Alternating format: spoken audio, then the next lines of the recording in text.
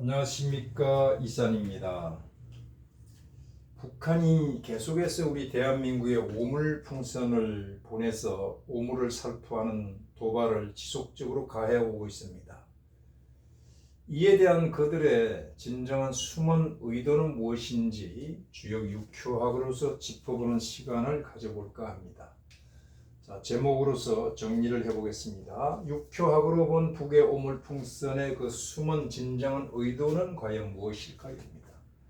물론 이미 실질적이고 객관적인 문제점들이 하나둘씩 드러나고 있습니다만 그 외에도 그들의 숨은 의도와 의중과 그들의 민낯과 또 그들의 치부가 낱낱이 이 6효계 속에서 적나라하게 보여지고 있습니다. 그 외에 그들조차도 알 수가 없는 천개의 흐름을 포함하고 있습니다. 이 주역 6효학은 고대에는 군사 전략에 많이 활용이 되었습니다. 천시와 지리와 인하를 포함하는 병법 위에 진정한 병법이다라고 할 수가 있죠. 주역 6효학은 손으로 만질 수 없고 눈으로도 볼 수 없는, 그러나 그 실체는 분명히 존재하는 기의 세계를 읽어나가는 학문이다라고 할 수가 있습니다. 이 기라는 것은 곧 운이다라고 할 수도 있는데요. 기와 운은 뗄래야 뗄 수 없는 불가분의 관계입니다. 운기라고 하고 기운이라고 한단 말이에요. 개인이 됐든 국가에 됐든 그 운의 흥망성쇠는 기의 이합집산이다라고 볼 수가 있죠. 따라서 주역 6효학에서는 사소한 낌새조차도 가볍게 보아 넘겨서는 안 됩니다.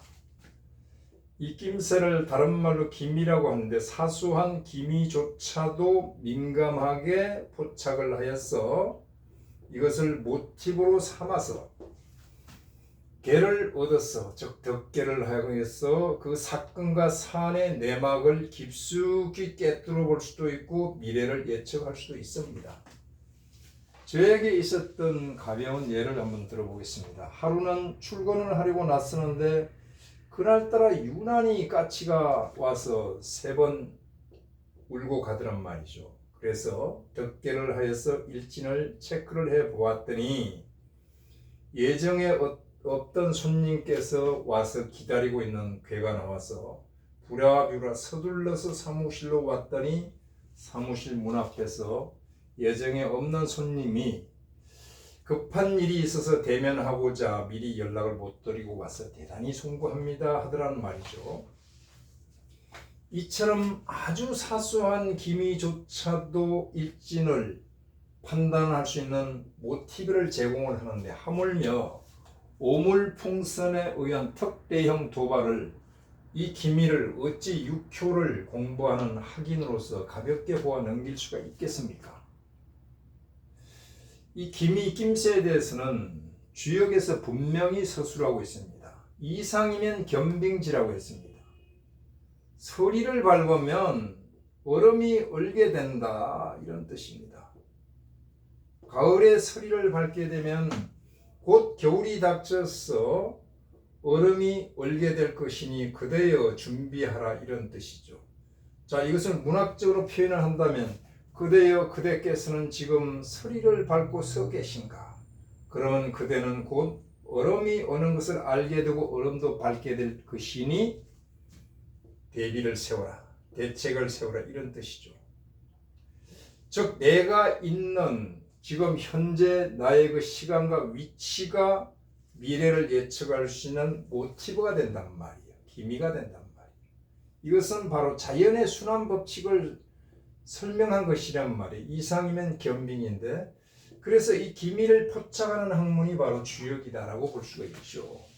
흔히들 주역을 귀신을 보는 학문이다라고 하는데 저는 그렇게 생각 안 합니다. 귀신이 눈에 보이지 않고요, 사소한 기미조차도 놓치지 않고 민감하게 포착해서 미래를 예측하기 때문에 귀신 같은 사람이다 하기 때문에 바로 귀신을 본다라고 할 것입니다. 자, 이에 대해서 서론이 좀 길었는데요. 5월 28일부터 오물풍선 도발이 있었는데 5월 30일에 덕괴를 해서 판단을 해본 내용인데 이것을 풀어서 공유하고자 합니다. 기재계가 중보계로 바뀌었습니다. 개상은 이 사건의 배경을 그대로 보여줍니다. 보다 구체적인 내용은 개중에서 6교의 육친에서 구체성을 띠게 됩니다. 자, 그렇다면 기재지 중부니까 무슨 뜻입니까? 기재하니 중부하라 이런 뜻입니다. 기는 이미 기자죠. 이미. 재는 건널 재자입니다. 가장 기본적인 뜻이 무슨 뜻입니까? 이미 건넜다라는 뜻이죠. 건넜다. 무엇을 건넜을까요? 이 건널 재자는 강을 건넨다 이런 뜻입니다. 강을 건넜다. 물을 건넜다. 자, 당신과 나 사이는 이미 물 건너갔어. 이렇게 해석하면 되겠죠. 당신과 나 사이는 돌이킬 수 없는 지경이 됐어. 우리 대한민국과 북한 사이는 이미 물 건너갔어. 이런 뜻입니다. 이미 끝났다 이런 뜻도 되죠. 이제 상황에 맞게 해석을 해 들어간다면 끝났다. 우리 관계 이미 당신과 나 사이는 끝났으니까 물 건너갔으니까 관계가 끝났으니까 카톡 문자조차도 하지 마 이거란 말이에요. 연애점을 봤을 때 기재가 나오면 자 그러면 이 연애점을 봤을 때 처음 만납니다. 오늘 처음 만났다면 이미 볼일 본 거죠. 자주 만난 사람이 이 개가 떨어졌다 그러면 관계가 안 좋아지는 거죠. 그 상황에 맞게 이것을 해석을 해야 됩니다. 이미 물 건너갖고 관계가 끝났으니까 이것은 무엇입니까? 이미 지났습니다. 이미 지났다. 무엇이? 시간이 지났다. 관계를 회복할 수 있는 시간이 지나갔으니까 바로 물 건너갔다는 얘기입니다. 결국은요. 자, 무슨 뜻입니까? 또 이미 선을 넘었다. 선을 넘었다. 자, 선을 이렇게 하면 안 되고 이미 넘었다 이래야죠. 넘었다. 무엇을? 선을 넘었단 말이에요. 사람이 넘지 말아야 할 선인데 이 선을 넘게 되면 이미 관계가 끝나고 시간도 지났고 물 건너간 사이입니다. 다시 말해서 무슨 뜻입니까? 자, 주사위는 이미 던져졌다.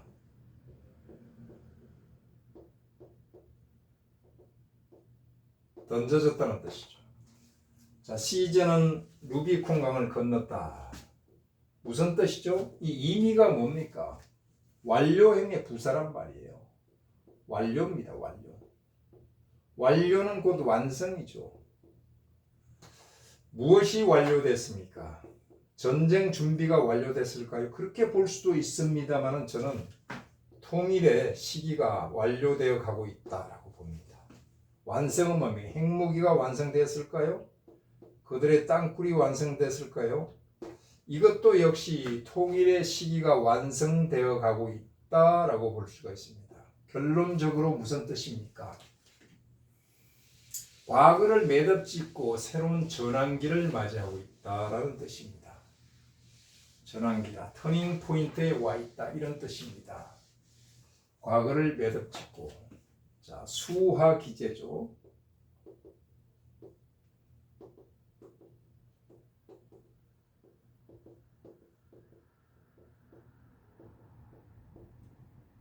상계가 물이고 하계가 불이란 말이에요.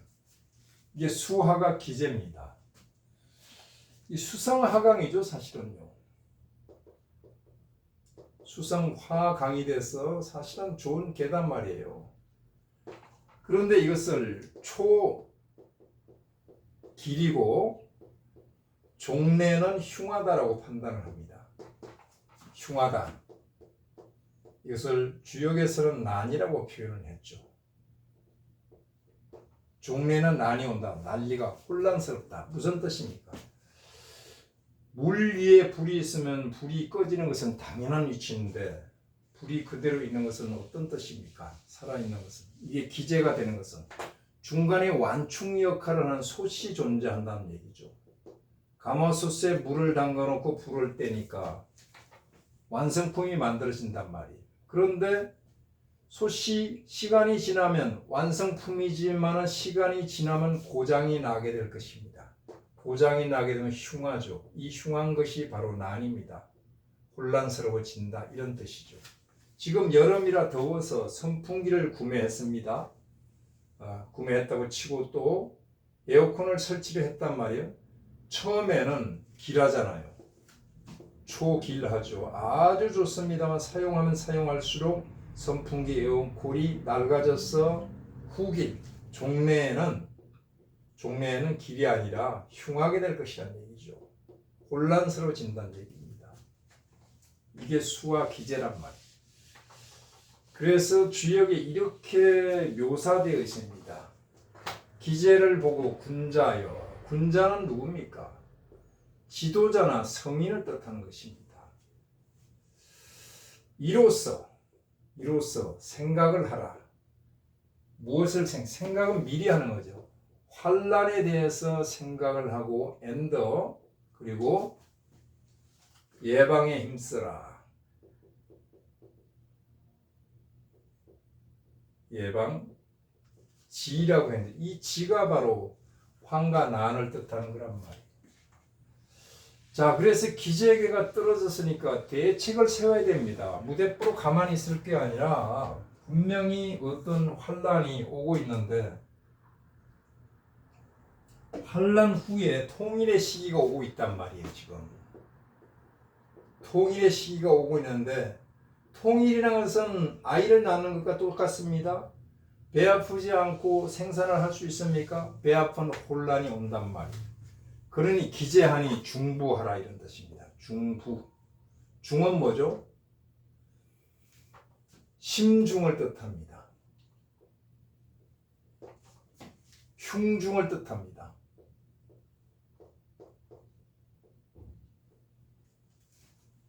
가슴속이죠. 가슴속에. 중은 가슴속을 뜻하는 겁니다. 가슴속에 무엇을 품어라? 부를 품어라. 부는 무엇입니까? 믿음을 뜻합니다. 믿음, 즉 신뢰, 진심이라고 해야 되겠죠.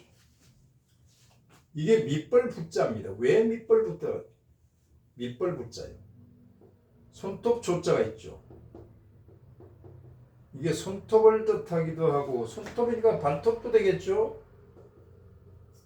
또 드물게 이게 날개를 뜻합니다. 조류의 날개요. 조류의 발톱, 날개가 왜 밑벌 붙자의 믿음이 될까요? 이 밑에 자식을 품고 있기 때문에 그렇단 말이에요. 날개로서 자식을 품고 있으니 얼마나 신뢰가고 진심이고 믿음이 있겠습니까? 자, 이것은 자식인데 새끼란 말이에요. 알을 품고 있는 어미새처럼 진심을 가지고 이 문제를 대한민국과 북한이 풀어나가라 이런 뜻입니다. 지금 갈등을 겪고 있는 중이란 말이에요. 갈등을 겪고 있단 말이에요. 풍택중부입니다.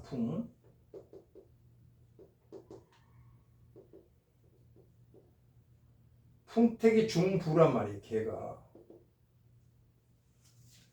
상계가 풍이고 하계가 택이란 말이에요. 즉 다시 말해 택상에 연못 위에 무엇이 있습니까? 바람이 있죠. 유풍이란 말이에요. 연못 위에 바람이 살랑살랑 불면서 잔잔한 물결을 일으키면서 연못의 물을 마사지하고 있단 말이에요. 잔잔한 변화를 유도하는 말이에요. 자상하고 잔잔한 변화를.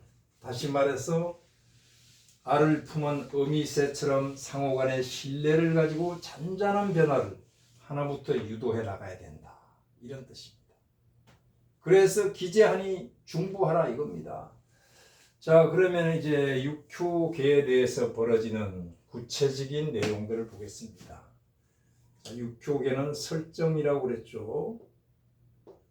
자, 이것은 무슨 점입니까? 사실은 우리는 휴전 국가니까 전쟁점이 됩니다. 군사점이 되기도 하고요. 나라에 살이 달려있으니까 시국점이 되기도 하는데 대치상 때에 있기 때문에 이것은 대결점입니다. 대결점에는 상대가 있는 것이죠. 상대가 분명히 존재한단 말이에요. 제가 이 계를 덕했습니다. 그래서 제가 앉은 자리가 바로 대한민국이란 말이에요.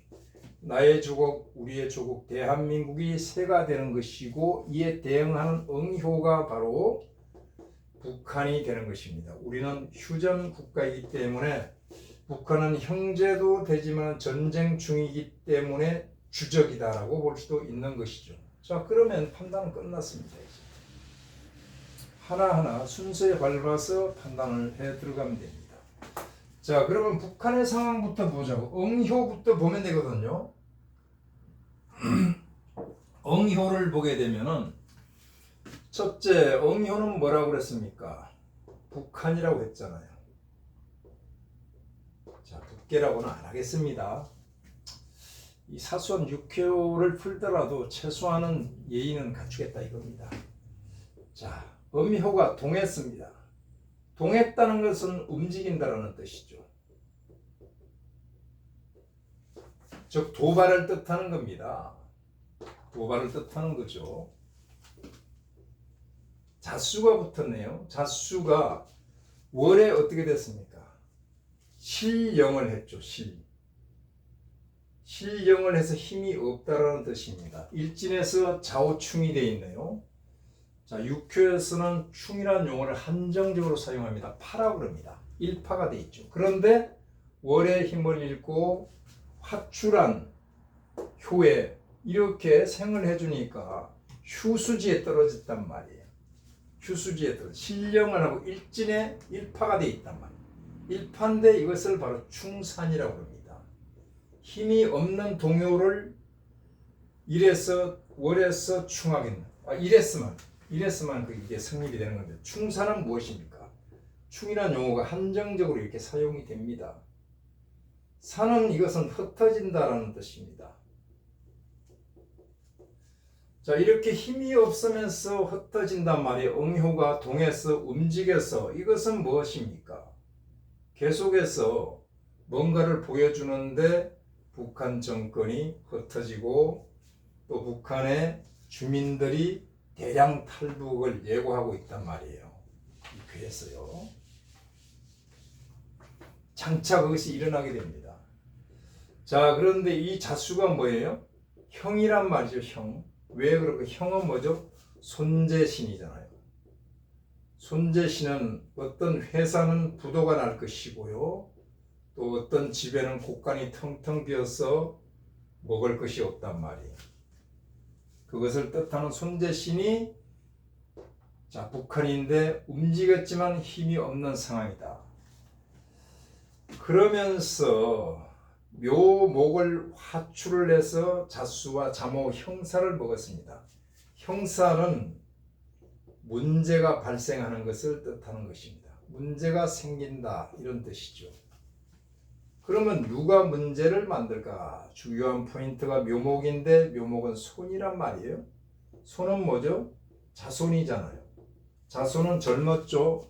젊은이를 뜻하죠. 젊은이가 무엇입니까? MZ세대, 장마당 세대 젊은이들이 이제는 더 이상 이 실상에서 버틸 수가 없는 것을 그대로 나타내고 있단 말이에요.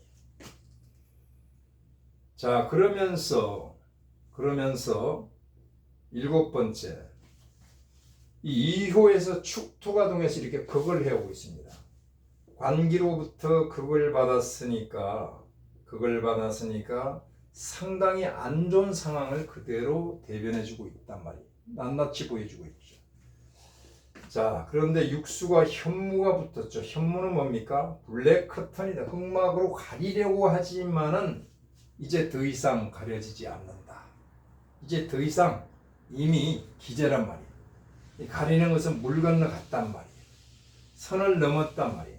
도를 넘어섰단 말이죠. 돌아올 수 없는 강을 건넜단 말이죠. 그런 상황이기 때문에 이 문제가 이제 해결되지 않고 중요한 전환점에 서서 터닝 포인트가 된단 말이죠. 그렇다면 우리 대한민국 새는 어떨까요? 첫째, 새라는 것은 나의 조국 우리 대한민국이란 말이에요. 대한민국이 동했죠? 동했다는 것은 무엇입니까? 이에 대해서 대응한다는 얘기입니다. 대응을 하는데 좀 미비하죠.